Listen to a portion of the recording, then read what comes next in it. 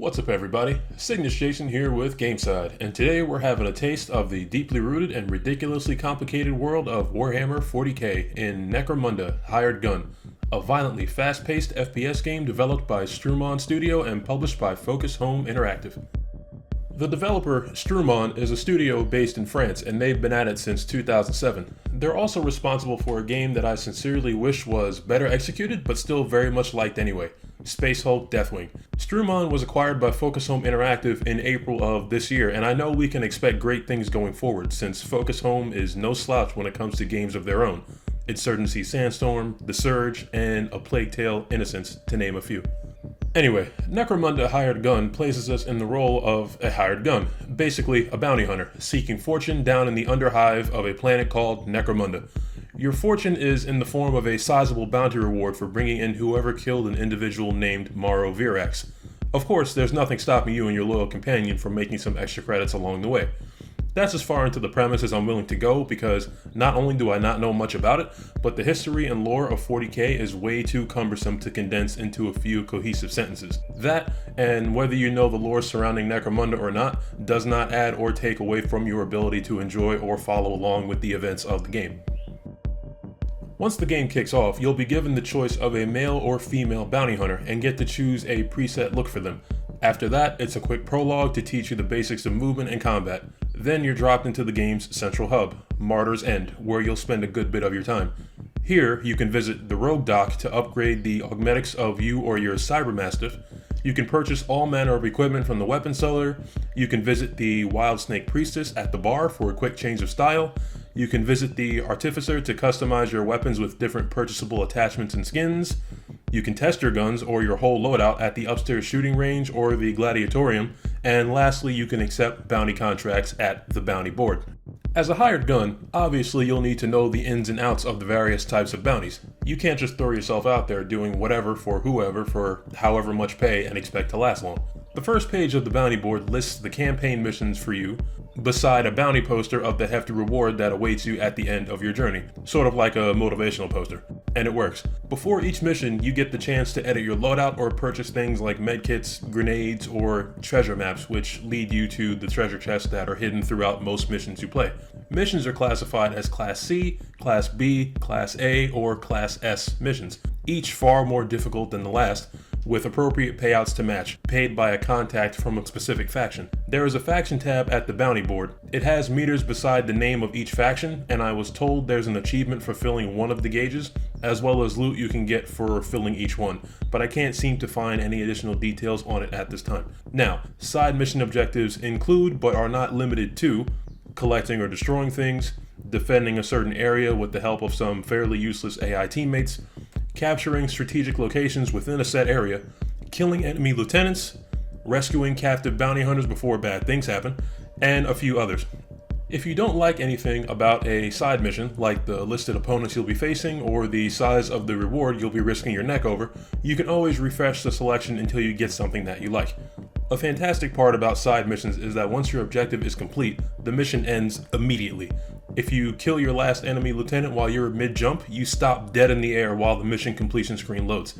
It's kind of useful since you can just hot-foot it past enemies and rush through certain missions repeatedly to earn a lot of credits fairly easily.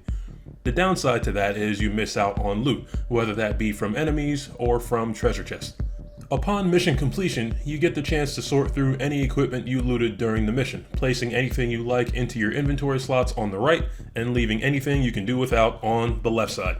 Anything you leave on the left will be automatically sold for credits and combined with the promised payout from the mission you just completed. Once back at Martyr's End, your screen updates you on whatever weapons recently became available for purchase as a result of the last campaign mission you completed.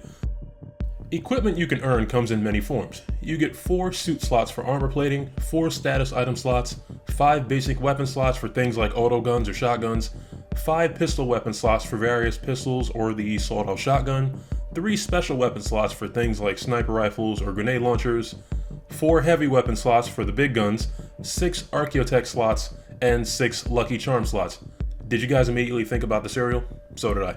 Anyway, armor plating affects your overall armor value, status items can boost things like your crit chance or status resistances, Archaeotech adds elemental damage to whatever weapons you equip it to, and Lucky Charms are little trinkets that can be equipped to weapons to give you an increased shot at additional credits from slain enemies.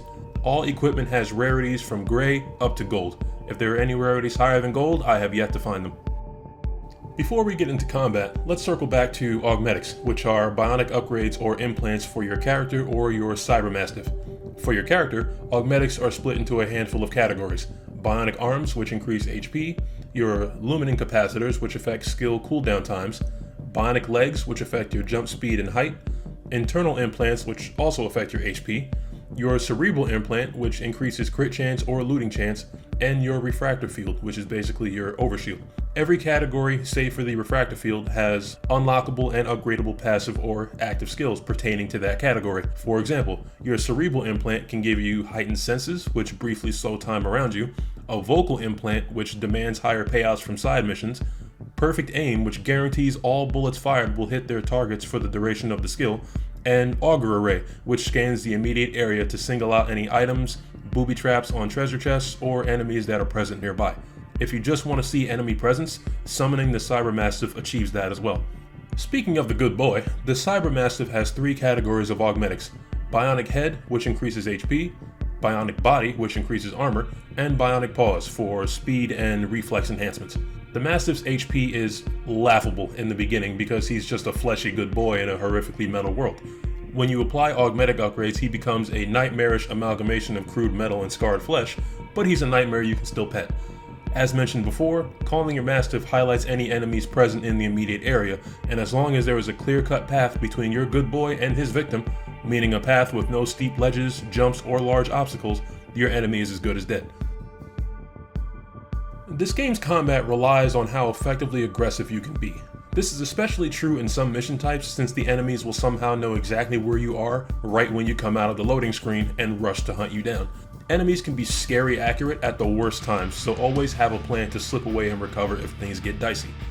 While kind of intimidating at first, once you have a handful of successful missions under your belt and you know how to handle the various enemy types, you'll feel invincible.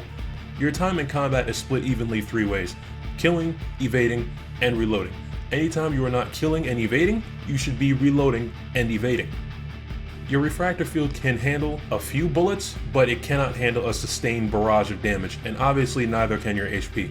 The field can be recharged with energy cells found laying around the area or dropped by dead enemies, and HP can be regenerated to just above critical.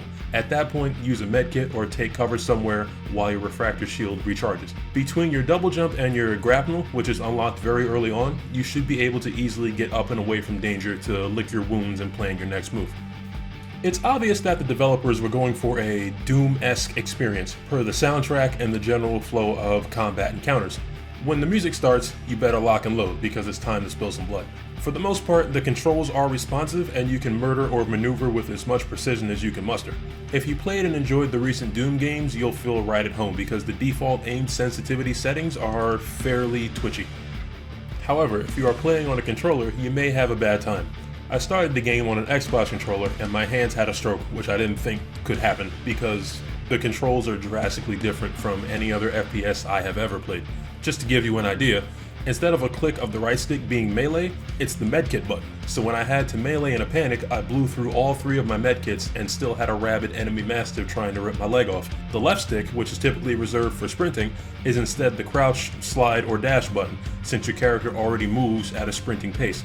You can either remap the controls or switch to keyboard and mouse, and I did the latter. Since then, I've been having a much better time. According to Drake, you can remap controls on the PlayStation version, so I would assume the same to be true on Xbox. As far as the length of the game, it depends on how you play. If you start the game on easy difficulty and race through the bare minimum of campaign missions and side missions, you'll be done in a day, probably. The upgrade level of your augmetics and the power of your selected equipment loadout both hinge on the amount of credits you make, and the amount of credits you make is obviously based on what side missions you take on and how many of those missions you successfully complete. That alone, on normal difficulty, will most likely take you upwards of 20 hours. If you begin on hard mode, may the gods have mercy on your soul. Overall, I would say Necromunda Hired Gun is worth the price of admission, which is $35. I believe it's currently on sale for 15% off on Steam and 24% off on Green Man Gaming, which you can purchase by following the link in the video description. Hired Gun is available now on pretty much everything except the Nintendo Switch. Truth be told, I don't think we'll ever see the day where Warhammer anything is on a Nintendo system. Too much blood and too many skulls. If you would like to see a short gameplay segment, check the description or wait for the pop-ups at the end of the video. As always, leave a like if you enjoyed the video, and subscribe if you want to see more. Thank you for watching. This has been Cygnus Jason, and I will catch you all on the game side.